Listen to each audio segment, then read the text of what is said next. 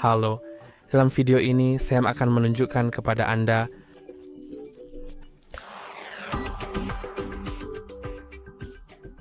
jadi untuk melakukannya, buka pengaturan, kemudian pergi ke noise akun dan backup, dan pilih apakah Anda ingin mencadangkannya ke Samsung Cloud atau Google Drive.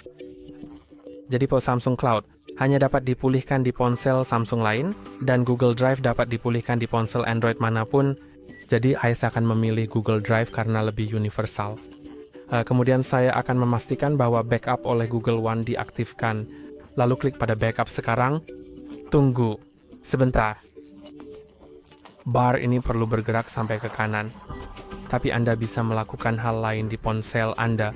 Dan hari ini, jangan lupa untuk menyukai dan subscribe. Sampai jumpa lain kali.